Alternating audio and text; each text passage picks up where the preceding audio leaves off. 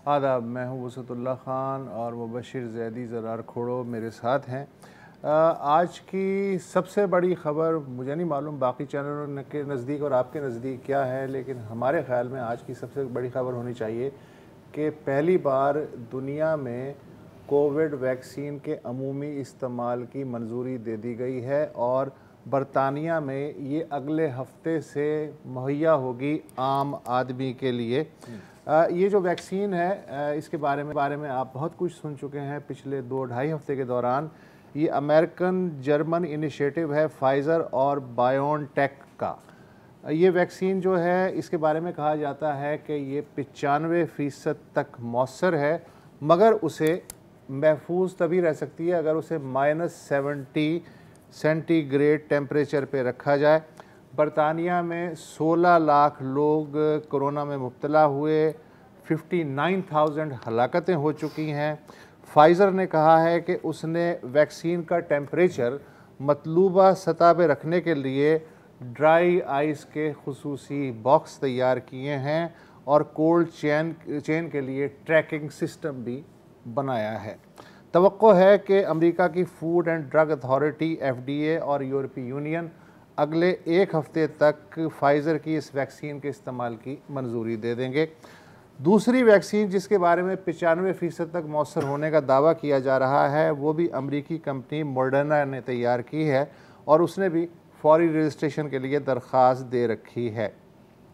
आस्ट्रा और Oxford university की जो मुश्तरका प्रोजेक्ट था वैक्सीन की तैयारी का, पिछले हफ्ते उसके बारे में भी दावा किया गया था कि वो 90% से ज़ायद मौसर है, मगर अब इस दावे को मज़ीद आजमाइशें करके दोबारा इस्टेब्लिश करने की कोशिश की जा रही है ताकि ठीक पता चल सके कि इसकी एफिकेसी बेसिकली कितने % तक हो सकती है। इस दौर में जो मगरबी कंपनियां हैं उनमें अनोविया और जॉनसन एंड जॉनसन जो हैं वो भी लगी हुई हैं। रूसी एक वैक्सीन आई है स्पुतनिक 5। स्पुतनिक 5 के बारे में सबसे ज़बरदस्त बात यह है कि ये दुनिया की पहली वैक्सीन थी जिसे अगस्त में ही रजिस्ट्रेशन मिल गई थी, लेकिन चूँकि रूस ने तैयार की है इसलिए मगरबी मीडिया ने उसे घास नहीं डाली। स्पुतनिक 5 की एफिकेसी यानी मौसर होने की शरह भी 95% तक बताई जा रही है और रूस के जो रिसर्चर्स हैं उन्होंने कहा है कि ब्राज़ील, चीन, जनूबी कोरिया और भारत ने इत्तफाक किया है कि वो अपने मुल्कों में ये वैक्सीन स्पुतनिक 5 फौरी तौर पे तैयार करेंगे। एक भारतीय कंपनी है हेटेरो, उसने 100 मिलियन डोजेस बनाने का ऐलान किया है स्पुतनिक 5 की। कीमत इसकी इंटरनेशनली $10 है, लेकिन रूसी शहरियों के लिए ये मुफ्त होगी। मुझे इस पर ट्रस्ट नहीं है। अच्छा, भारत जो है उसने भी वैक्सीन की तैयारी, एक है बायोटेक, भारत बायोटेक नाम की कोई कंपनी है, उसने दावा किया है कि उसकी वैक्सीन जो है फरवरी तक मार्केट में आ जाएगी। चीन जहां से कोविड शुरू हुआ था उसकी एक कंपनी है साइनो बायोटेक, उसने बीजिंग के इंस्टीट्यूट ऑफ बायोलॉजी की मदद से जो वैक्सीन बनाई है उसका 3rd एंड फाइनल ट्रायल जो है वो पाकिस्तान समेत कई ममालिक में आखिरी मरहले में है, लेकिन चीनियों ने अपनी पुलिस और फौज को दे दी एडवांस में ये वैक्सीन जो है वो दे दी है।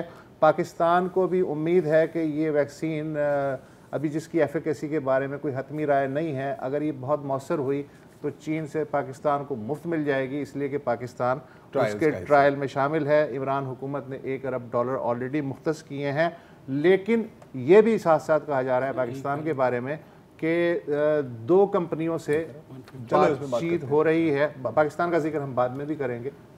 2 कंपनियों से बातचीत हो रही है, मगर हतमी तौर पे उन कंपनियों के बारे में अभी तफसीलात नहीं बयान की गई हैं। इसमें जो इंटरेस्टिंग चीज़ है वो ये है कि अब खुदगर्जी की मैं थोड़ी सी बात करूँगा।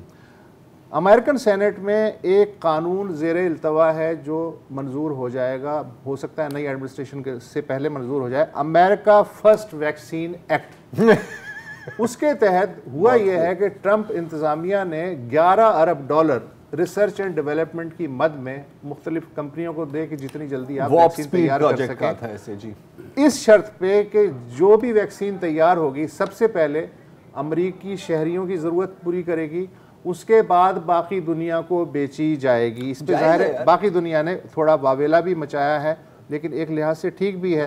اچھا نوٹ ہے امریکہ نے پیشگی 3.5 بلین ڈوزز کا آرڈر دے رکھا تھا مختلف کمپنیوں کو, تقریباً 6 کمپنیاں ہیں جس کا بھی تکا لگ جائے وہ اس سے وہ لے لیں گے, اور $5 بلین ڈوزز کے آرڈر جو ہیں وہ آلریڈی پائپ لائن میں ہے. لہٰذا امریکہ سے اگر کہیں باہر ویکسین اگر گئی تو وہ ایک معجزہ ہوگا. لیکن غریب ملکوں کے لیے عالمی ادارہ صحت نے $23 ارب کے فنڈ کے قیام کی اپیل کی ہے.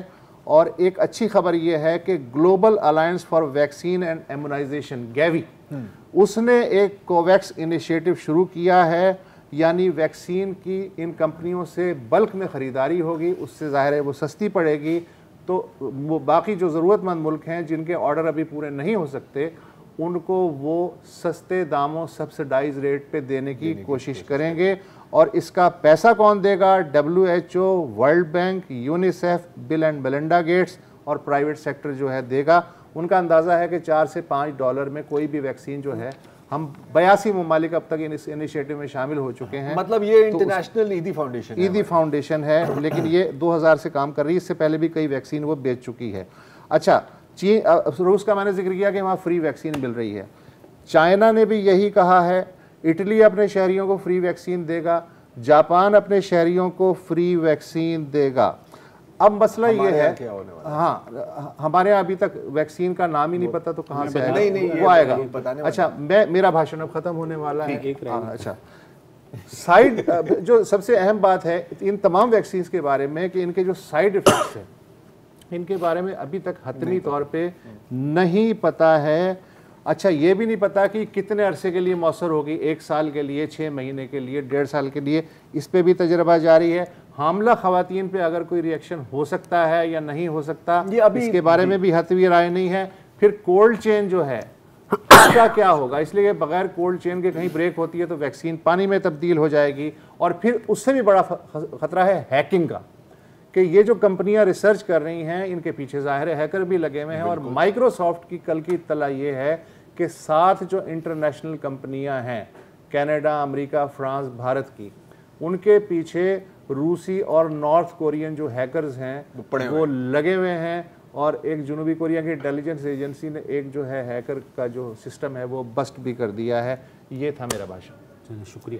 پاکستان نے $150 ملین رکھے ہیں ویکسین خرید. 1.5 ارب 1.5 ارب نہیں 150 ملین. اچھا پتہ نہیں ہے, آپ کیلکولیٹ کر لیجیے گا. بہرحال کل کیبنٹ نے منظوری دی ہے اور یہ کہا ہے کہ پاکستان جو ہے وہ اپریل میں پاکستان میں ویکسین آئے گی. جو ویکسین ہے وہ پاکستان میں جو بن رہی ہے جو چینی جس پہ ٹرائلز کر رہے ہیں اس کا نام ہے AD5 اور وہ کینسینو بایولوجکس بنا رہی ہے. اس بارے میں جو پارلیمنٹری سیکرٹری برائے صحت ہیں ڈاکٹر نوشین حامد, انہوں نے کہا ہے کہ یہ ویکسین اپریل سے دستیاب ہوگی اور پاکستانیوں کو فری ملے گی. کل جو وزیر اعظم کے مشیر ہیں ڈاکٹر فیصل سلطان, انہوں نے پریس کانفرنس کیا اور انہوں نے بتایا کہ کیا کیا جو ہے اس بارے میں سوچا جا رہا ہے, کون کون سے مراحل سے گزر کے یہ ویکسین پروکیور کی جائے گی. تو پہلے سن لیجئے پھر بات کرتے ہیں. جو ویکسین کو اپروو کرنے کے کرائٹیریا تھے اس میں ہم کون سی چیزوں کو ملحوظ خاطر کی قسم کیا ہے, یعنی کون سا پلیٹ فارم کس ٹیکنالوجی کے تحت بن رہی. دوسرا اس کی ایفیکیسی یعنی افادیت, اس کی پروٹیکشن کا لیول کیا ہے. تیسرا اس کی سیفٹی یعنی اس کے کوئی سائیڈ ایفیکٹس خطرناک تو نہیں. چوتھا کہ اگر اس کو مینٹین کرنے کے لیے کولڈ چین کی جو ریکوائرمنٹس ہیں ان کو ملحوظ خاطر رکھا جائے. پھر کاسٹ, پھر اس کے علاوہ کہ جو اس ویکسین کو بنا رہا ہے جس کی بھی آپ بات کریں کیا اس کی پروڈکشن کیپیسٹی کتنی ہے, کیا وہ اس تعداد میں ویکسین سپلائی کر سکتا ہے کہ نہیں. اور آخر میں پاکستان کے لیے اس ویکسین کو حصول کرنے کی جو ہے کیپیبلٹی, ان ادر ورڈز ہمارے پاس اس کی ایکسیس حاصل ہے کہ نہیں. ان 7 کرائٹیریا کو نظر رکھا گیا. اس کے تحت مختلف کمپنیز کو شارٹ لسٹ کیا گیا اور جن کے ساتھ اب فردر گفتگو ہوگی, اور ان کے ساتھ آلریڈی جو ہے ابتدائی کانورسیشن شروع ہو چکی ہوئی ہے. اچھا یہ بھی بتاتا چلوں کہ جو ویکسین کے استعمال کی جو پرائرٹی ہے لوگوں کے حساب سے کس کو دی جائے گی وہ کچھ یوں ہوگی. اولین ترجیح جو فرنٹ لائن کووڈ کے علاج میں جو front line health care worker ہیں ان کی ترجیح ہوگی پہلی. اس کے بعد وہ لوگ جو ایک سرٹن عمر سے زیادہ ہیں، جن کو رسک زیادہ ہے اس کے کمپلیکیشنز کے، خطرات جن کو زیادہ ہیں اس بیماری سے، وہ، اور پھر جو باقی ہیلتھ کیئر ورکرز ہیں. یہ دوسرا سٹیپ ہو گیا، دوسرا مرحلہ ہو گیا.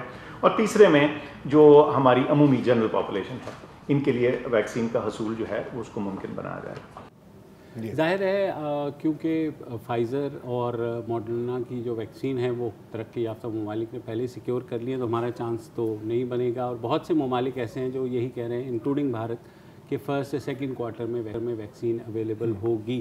ہماری زیادہ جو میری بات ہوئی محکمہ صحت میں بھی، وہ کہہ رہے ہیں ہماری زیادہ جو ڈپینڈنس ہے وہ یہی ہے کہ چائنیز ویکسین جو ہے ڈیولپ ہو جائے، اور خصوصاً یہ ویکسین ایڈ 5 کے بارے میں وہ بات کر رہے ہیں کہ جس کے ٹرائلز بھی ہو رہے ہیں، تو لہٰذا اگر وہ ہو جاتی ہے تو پاکستان اسی کو لے لے گا.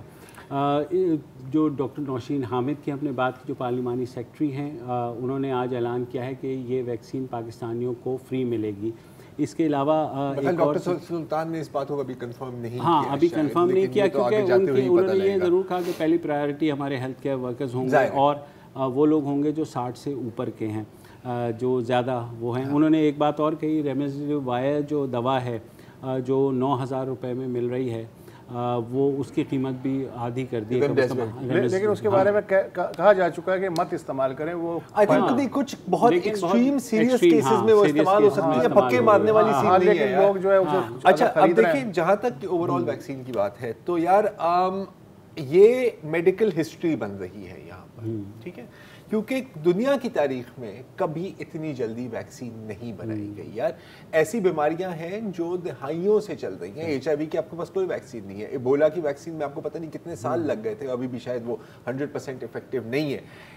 تاہم شرائط و ضوابط لاگو ہیں، اور وہ شرائط و ضوابط کیا ہیں؟ ایک تو کچھ تو آپ نے پہلے ہی اسٹیٹ کر دیے، اور ڈاکٹر فیصل سلطان نے بھی اسٹیٹ کر دیے کہ 100% آپ کو سائیڈ افیکٹس کا نہیں پتہ، لیکن سخت ہوں گے. یہ آپ پلیز ذہن میں رکھ لیں، ٹھیک ہے. دوسری بات، اور یہ سن کے شاید آپ حیران ہو، جہاں تک فائزر کی ویکسین کی بات ہے تو ہمیں یہ کنفرم نہیں ہے کہ یہ وائرس کے پھیلاؤ کو روکے گی یا نہیں روکے گی. میں ابھی یہ ایکسپلین کرتا ہوں، ٹھیک ہے، کیونکہ جو انیشل ویکسین آتی ہے، اور فیس دا فیکٹس یہ رش میں ہوا ہے سب کا، ٹھیک ہے، کروڑوں ڈالر ڈالے گئے ہیں، میڈیکل ریسرچ آپ کو پتہ ہے بہت پہنچ گئی ہے، لیکن تیزی میں کام ہوا ہے. تو علامات اس آپ کے کنٹرول میں آئیں گے، لیکن یہ ابھی کنفرم نہیں ہے جو ڈیٹا ہمارے پاس موجود ہے کہ اے سمپٹوم انفیکشن رکے گی یا نہیں رکے گی. اچھا پھر یہ سوال بنتا ہے کہ کتنے لوگوں کو ویکسین چاہیے امیونٹی ڈیولپ کرنے کے لیے. تو 70 سے 80% لوگوں کو امیون ہونا ہوگا. مطلب اگر آپ کی وائرس کی پینیٹریشن یا جو بھی کوریج کہتے ہیں 70% سے کم ہے نا باس، کوئی فائدہ نہیں. تو یہ بنے یہ بہرحال ظاہر ہے ہمارا نمبر لیٹ ہی آئے گا، مگر آئے گا انشاءاللہ. اور آنے والے دنوں میں ہم اس پہ مزید بات کریں گے. بہت مال جمع ہونے والا ہے. ابھی تو ویکسین آنے میں بڑے دلچسپ مراحل باقی ہیں. ایک وقفہ لے لیجیے.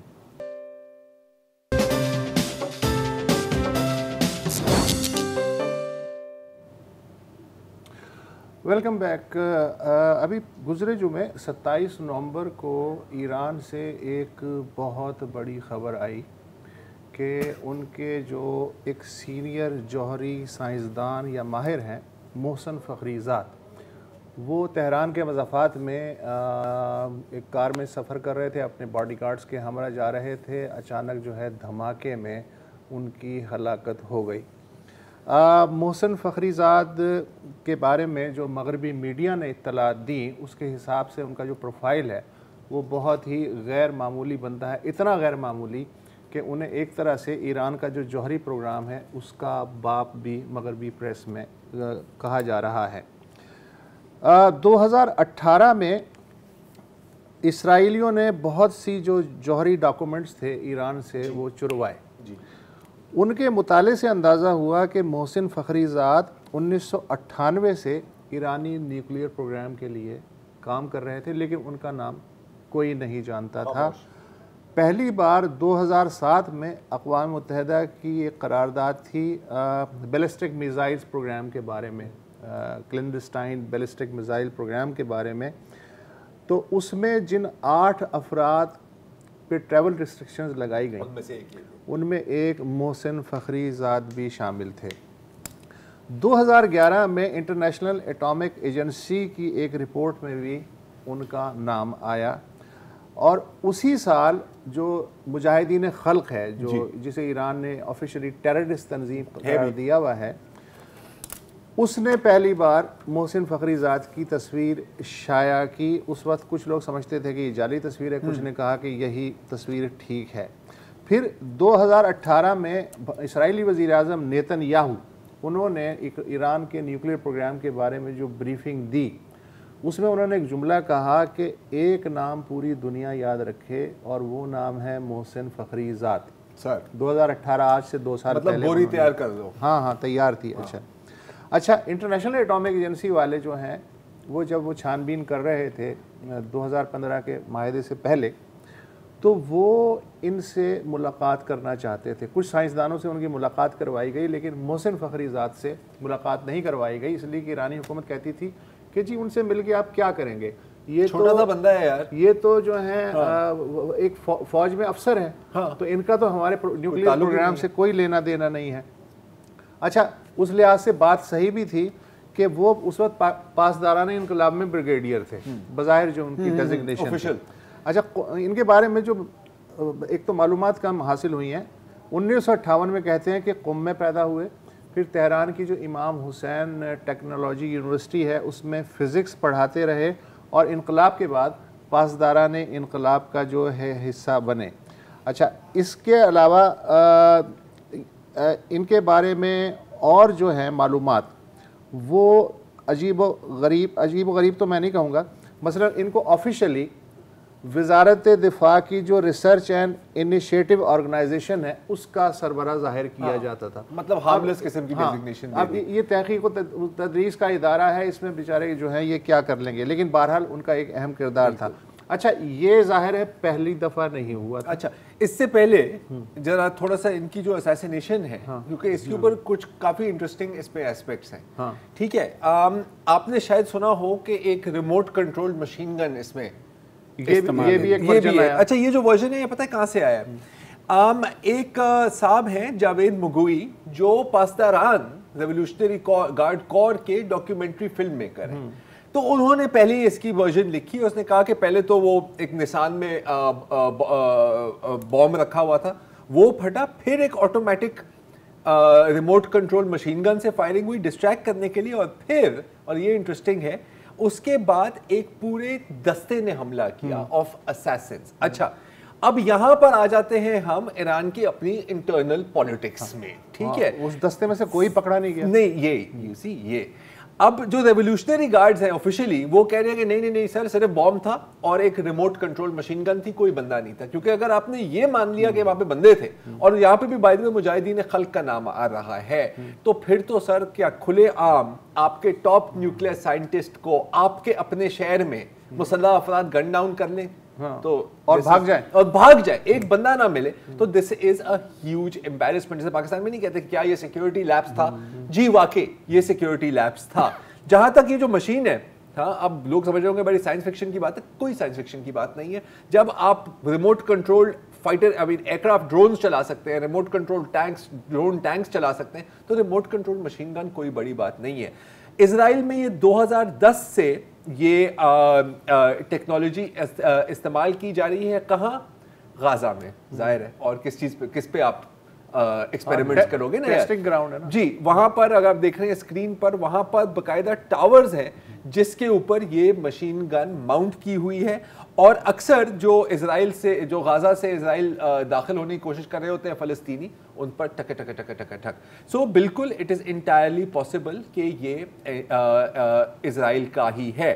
اب آتے ہیں کہ یہ کوئی پہلی بار نہیں ہے۔ ہاں پہلی بار اس لیے اچھا نہیں ہے، جب بھی اسرائیلیوں سے پوچھا جاتا تھا ہر قتل تو وہ خاموشی اختیار کرتے تھے، اس کا مطلب ہے ورنہ تردید کر دیتے۔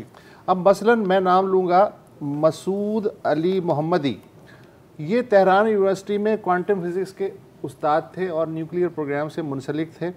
12 جنوری 2010 کو بم دھماکے میں انہیں مار دیا گیا۔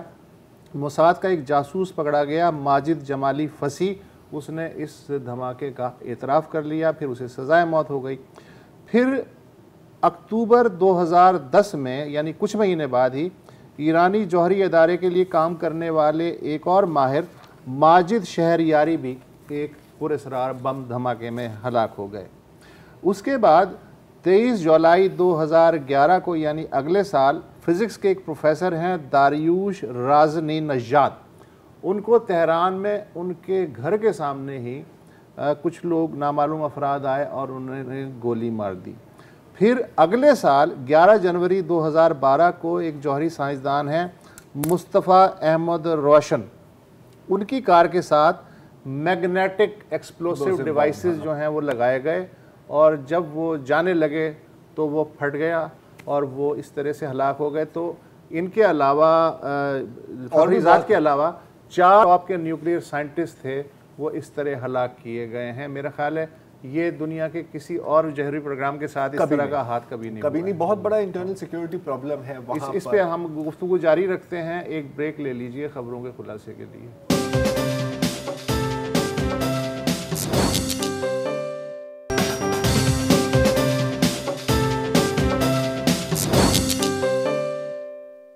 ویلکم بیک جی، ہم بات کر رہے ہیں ایرانین نیوکلیئر سائنٹسٹ کے اسیسینیشن کے بارے میں، اور اس کا کیا مطلب ہے اس پورے خطے کے لیے، کچھ ہوگا یا نہیں ہوگا۔ اچھا، آپ بھی بتا رہے تھے کہ جو ایکچوئل اسیسینیشنز کی گئی ہیں یہ تو ایک طریقہ استعمال کیا گیا ہے، اور ان اسیسینیشنز کے پیچھے مطلب 99% ہم یقین کے ساتھ کہہ سکتے ہیں کہ یہ اسرائیل ہے، ناٹ سو مچ امریکہ، ٹھیک ہے، ان کا ایک ڈفرنٹ طریقہ رہا ہے۔ ایک جوائنٹ پروجیکٹ تھا امریکہ اور اسرائیل کا، بیکاز امریکہ میں یہ تھا کہ دیکھیں، اور یہ ہے کوئی 2005 سے لے کے 2010 کی بات، امریکہ میں یہ تھنکنگ تھی کہ یار ہم نے ڈائریکٹ ہٹ نہیں کرنا، ہم نے ایک ایسے ان کو اٹیک کرنا ہے جس سے کوئی ایز سچ کیوس یا مطلب جانے نہ جائے، مطلب کہ جنگ کا ماحول نہ بنے، ایسکلیشن نہ ہو۔ تو انہوں نے ایک کمپیوٹر ورم ایجاد کیا، یہ وائرس سے ڈسٹنکٹ ہوتا ہے، جس کا نام تھا سٹکس نیٹ، ٹھیک ہے۔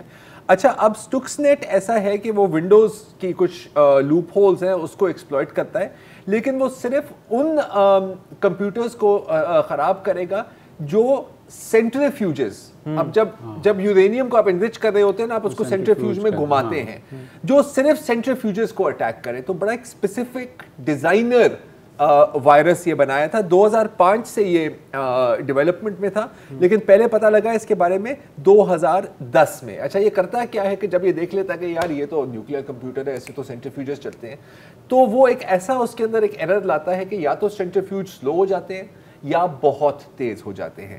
یہ اٹیک پہلا اس کا ہوا تھا ایران کی جو نیوکلیئر فیسلٹی ہے نتنز، ٹھیک ہے، وہاں سے، لیکن پھر یہ 15 اور نیوکلیئر فیسلٹیز تک پہنچ گیا۔ اچھا، اب یہ سوال ہے کیسے، کیونکہ کوئی انٹرنیٹ کنیکشن تو نہیں ہے نا یار نیوکلیئر فیسلٹی کے بیچ میں، بڑی سیکیور ہے، تو کسی نے USB پر اس کو نکال کے وہاں ڈالا۔ اب اگین جو ہم دیکھ رہے ہیں کہ ایک پوری لسٹ ہے یار اسیسینیشنز کی، اندر کا بندہ نہیں ہو تو یہ بہت کام نہیں ہو سکتا، پورا نیٹ ورک ہے۔ تو یہاں پر بھی ایک پورا نیٹ ورک ہے، اور شاید اس کی وجہ ایک یہ ہے کہ ایران کی پوری انٹیلیجنس ایپریٹس کا فوکس آؤٹ ورڈ ہے، ٹھیک ہے، عراق، شام، لیبنان، تو اندر ان کی انٹرنل سیکیورٹی کمزور ہو جاتی ہے۔ ایک اندازہ تھا کہ تقریباً 30% ایران کے جو سینٹریفیوجز ہیں وہ تباہ ہو گئے تھے صرف اس کمپیوٹر ورم کی وجہ سے۔ تو آپ سمجھیں کہ کم خرچ اور ایک اچھا ریوارڈ ہے۔ اچھا، اب سوال یہ بنتا ہے کہ اب ایران کیا رسپونڈ کرے گی، ٹھیک ہے۔ ابھی ایران کی پارلیمنٹ نے ایک قانون پاس کیا ہے کہ جی کوئی انٹرنیشنل نیوکلیئر انسپیکٹر نہیں آئے گا اس ملک میں۔ آج نیوکلیئر انرچمنٹ کا نیوکلیئر انرچمنٹ کو 20% تک لے آیا ہے، اور یورینیم کو انرچ کرو گے تو پھر آپ اس کو ویپنائز کر سکتے ہیں۔ اچھا، اب یہ بارگیننگ ٹول لائے ہیں بائیڈن صاحب کے لیے۔ اتنی تیزی سے کام کیوں ہو رہا ہے، مطلب ابھی کیوں اسرائیل نے اس کو اسیسینیٹ کیا؟ ایک تو موقع ملا ہوگا، پلان تو ظاہر ہے پرانا ہوگا، لیکن the decision to go ahead یہ بھی ہے کہ بائیڈن کے آنے سے پہلے آپ جتنی آگ لگا سکیں لگا دیں۔ ایران کے پوائنٹ آف ویو سے اگر ہم دیکھنے کی کوشش کریں تو کیا سچویشن بنتی ہے؟ پہلے آپ نے جنرل سلیمانی کو اڑایا، ٹھیک ہے، پھر ابھی یہ خفیہ ملاقات ہوتی ہے نیتن صاحب کی اور سعودی عرب، اور ظاہر ہے کہ یہ جو UAE کی ڈیل، تو ان کو تو لگ رہا ہے کہ جی بالکل گھیرا تنگ ہو رہا ہے، لیکن ابھی یہ 2-3 مہینوں کا ایک ونڈو ہے US کے پاس، ہو سکتا ہے کہ کوئی اسٹرائک ہو جائے۔ تو اب اچھا رسپانس کیا ہو سکتا ہے ایران کا؟ جی ایران کا رسپانس تو مطلب قاسم سلیمانی کا بھی کیا ہوا تھا وہ تو پتہ ہی ہے، وہ تو ان کے سٹائل مختلف ہے. میرا یہ کہنا ہے کہ جو ایرانی پروگرام ہے نیوکلیئر پروگرام، اب وہ اس حد سے نکل گیا ہے کہ وہ ڈپینڈنٹ ہو 4-5 سائنٹسٹوں پہ شاید پورا. انہوں نے اس لیے کہ رضا شاہ پہلوی کے دور میں پہلا نیوکلیئر پروسیسنگ پلانٹ آیا تھا آج سے کوئی 45 سال پہلے، اور اس کے بعد پھر نئی حکومت نے اسے کنٹینیو کیا اور بالکل فوکس انداز میں. تو اب یہ ایک ادارتی انسٹیٹیوشنلائز ہو گیا ہے، یہ ڈپینڈنٹ نہیں رہا، بہت سارے لوگ آ گئے. دوسرے یہ ہے کہ اکیلا تو نہیں ہوتا کوئی ملک، ٹھیک ہے، تو چائنا، نارتھ کوریا اور ٹو سم ایکسٹینٹ رشیا، اب ڈیفیکٹو کوآپریشن ہو سکتا ہے یا رسمی مجھے اس کا اندازہ نہیں ہے، میں نہیں کہہ سکتا، لیکن ظاہر ہے کہ کہیں نہ کہیں سے وہ بھی سلسلہ رہتا ہے. تو گیم مجھے لگتا ہے کہ اب نکل چکی. اب زیادہ سے زیادہ یہ ہو سکتا ہے جو ویسٹرن اسٹریٹجی ہے کہ بھیا اتنا تو نے کر لیا، اب یہاں پہ رک جا، ہو سکتا ہے پیچھے نہیں کر سکتا، ہو سکتا ہے. اب دیکھیں اب ایران کے لیے بھی ریٹورکلی ان کی انٹرسٹ میں ہے کہ ریٹورک کو یہاں تک لے آؤ تاکہ یہاں پر آ کے کمپرومائز کر سکیں، جیسے کوئی بھی نیگوسیشن ہوتی ہے. لانگ ٹرم اگر ہم پکچر دیکھیں تو ابھی میں ایک بڑا اچھا آرٹیکل پڑھا تھا کہ ایران بیٹل شاید لوز کر جائے گا لیکن شاید جنگ جیت جائے. اور وہ کیسے؟ آپ دیکھیں کہ ایران کے اتحادی جو ہیں خطے میں، اور میں مطلب سیریا ویریا کی بات نہیں کر رہا، میں ملیشیاز اور گروپس کی بات کر رہا ہوں، جس میں بائی دی وے ایک پاکستانی دستہ بھی ہے الفاطمی، ٹھیک ہے. ان کو زیادہ تر ترقی ہوتی ہے ان کی. دیکھیں آپ دیکھیں حزب اللہ کی پاور لیبنان میں، آپ دیکھیں حشد ملیشیاز کی پاور عراق میں، ٹھیک ہے، ایک پیرالل گورنمنٹ ہے ان کی، ٹھیک ہے. شام میں بھی ایسا ہی سچویشن ہے. امریکہ کے جو اتحادی گروپس ہیں ان کا کیا بنا؟ وہ جو سنی اویکننگ کی تھی فلوجہ میں، سب وائپ آؤٹ ہو گئے. جو داعش کے خلاف کردوں کو استعمال کیا، اب کردوں کا بھی حال دیکھ لیں. تو جو خطے میں لوگ ہیں، ہم تو اوپر بگ پکچر دیکھ رہے ہیں نا. اگر ایک چھوٹا سا گروپ ہے وہ کہیں گے کہ یار لانگ ٹرم میں میرا کس کے ساتھ زیادہ گیم بنتی ہے، تو ان کے ساتھ زیادہ گیم بنتی ہے. تو کیا ریٹیلیشن ہو سکتی ہے؟ ظاہر ہے کہ زیادہ سے زیادہ سمبولک ریٹیلیشن ہوگی. وہ کہیں نہ کہیں راکٹ فائر کر دیں گے یو ایس بیس پہ، ایسا کر دیں گے. بڑا حملہ وہ نہیں کریں گے کیونکہ ان کو بھی سمجھ آ رہی ہے کہ یہ بھی ایک پرووکیشن ہے کہ ہم ریئیکٹ کریں. اگر ریئیکٹ کر دیا تو پھر دوسری بات یہ کہ اگر یہ ریٹیلیشن بھرپور انداز میں کرتے ہیں اپنے طور پہ، تو پھر جو وہ ابھی نے یہ بھی ہے کہ 2015 کا جو نیوکلیئر ایگریمنٹ ہے وہ ریوائیو ہونے کی بھی امید ہے. تو وہ بھی مسئلہ، تو میرا خیال ہے جو بھی رسپانس ہوگا بڑا کیلکولیٹڈ قسم کا ایسا ہی ہے. بریک لے لیجیے.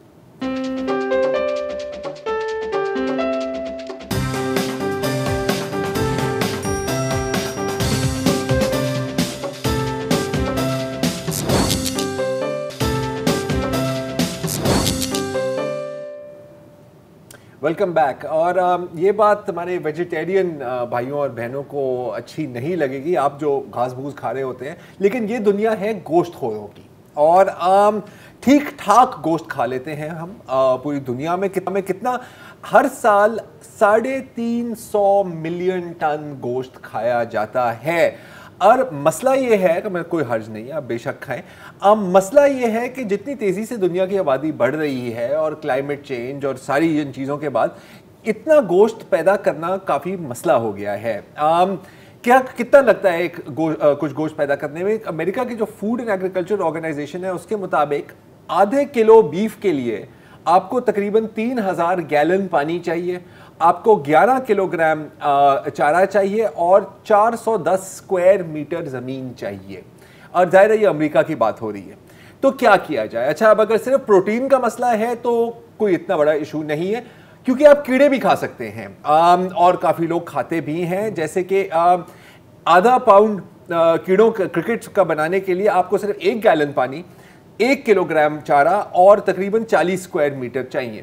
لیکن مسئلہ یہ ہے کہ لوگوں کو آپ کیسے سمجھائیں. اب میں آپ کو کہوں کہ یار وسعت بھائی میں نے آپ کے لیے کیڑے کا قورمہ بنایا ہے، آپ کو جتنی بھوک لگی ہوگی آپ شاید کہیں گے کہ نہیں، حالانکہ ہو سکتا ہے کیڑے مجھے کھا جائیں، کیڑے آپ کو کھا جائیں، اور ہم کیڑے ایک دوسرے کے کیڑے نکال تو سکتے ہیں، کھانے پر ہم کہیں گے نہیں یار. ٹڈی دل کا جو ہوا تھا، ٹڈی دل کا ہوا تھا، حالانکہ بائی دی وے سندھ میں یہ مطلب دہائیوں سے ہم کھاتے آئے ہیں، اب پتہ نہیں ہمیں کیا ہو گیا. لیکن بہرحال یہ مسئلہ ہے. تو یہ جو کانسیپٹ تھا نا کرکٹ اور کھانے کا, مطلب تھائی لینڈ وائلینڈ چین میں تو چل جاتا ہے, لیکن ویسٹ میں اور ہمارے یہاں تو بالکل کوئی سین نہیں ہے. تو کیا کیا جائے؟ تو پھر کچھ سائنسدانوں نے سوچا کہ یار ایک ہم ایسے کرتے ہیں کہ کیوں نہ ہم لیبارٹری میں گوشت بنا لیں. اور وہ کیسے؟ اب ٹیکنالوجی ہے, دیکھ رہے ہیں آپ, جیسے پیٹری ڈش کے اندر کہ آپ نے کسی چکن کے سیلز لیے یا کسی کاؤ کے سیلز لیے اور پھر آپ نے ان کو اگایا. تو یہ ہے لیب گرون میٹ. ٹھیک ہے. اچھا فائدہ اس کا کیا ہے کہ آپ کو ظاہر ہے زیادہ کوئی بڑی فیسلٹی نہیں چاہیے.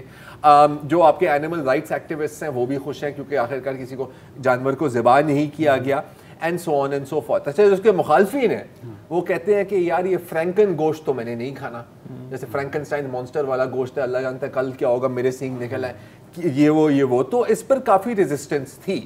لیکن اب کیا ہوا ہے کہ سنگاپور نے, یہ پہلا ملک ہے جس نے اجازت دے دی ہے کہ سر بالکل نہ صرف آپ یہاں پہ ہم بنا سکتے ہیں, ہم اس کو بیچنے کی بھی اجازت دے رہے ہیں. اچھا سنگاپور کیا بولے پاگل ہیں کیا, کیوں کر رہے ہیں ایسا کام؟ کرونا وائرس کی وجہ سے. کیونکہ سنگاپور کی جو فوڈ سیکیورٹی ہے وہ ختم حالت میں ہے.